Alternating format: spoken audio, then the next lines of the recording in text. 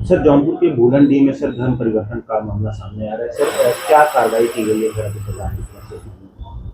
देखिए, कल दिनांक 29/10/2025 एक व्यक्ति द्वारा हमें सूचना मिली कि एक महिला अपने परिवार के साथ सरकी, जो कि केराकत थाना क्षेत्र में है, वहाँ पे धर्मांतरण और अपने घर में ही दूसरे लोगों को बुला के प्रार्थना करती है।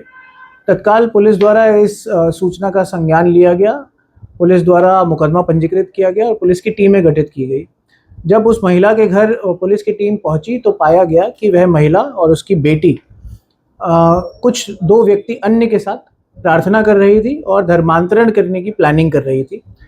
उनके घर से बरामदगी भी हुई, उनके घर से बाइबल मिली, एक पुस्तक मिली जहाँ पे वह जो नोट्स हैं बना रही थी, जिसमें ईसा मसीह की बात हो रही थी। और उनके घर से हमें अन्य ऐसी वस्तुएं भी बरामद हुई जिससे ये पता चल रहा था कि यहाँ प्रार्थना होती है और धर्मांतरण की प्लानिंग की जा रही थी। तत्काल पुलिस द्वारा उन्हें हिरासत में लिया गया और उनसे पूछताछ की गई।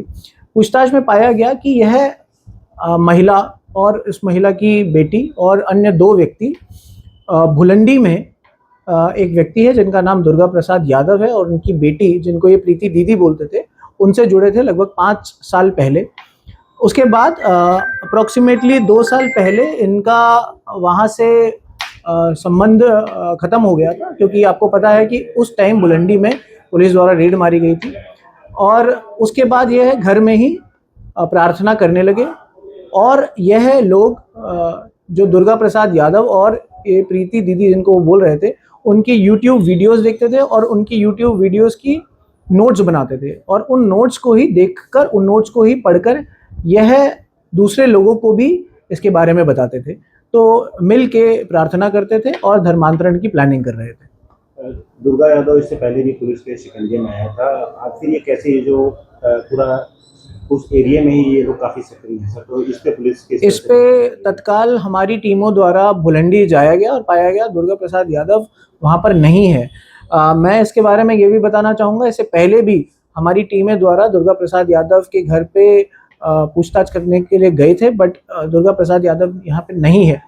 जब उस महिला और उसकी बेटी से पूछा गया तो बताया गया दुर्गा प्रसाद यादव और जो उसकी बेटी प्रीति है वह यहाँ नहीं रहती है, वह कहीं और से यूट्यूब वीडियोस बना के अपलोड करती है जिन्हें ये सभी लोग देखते हैं।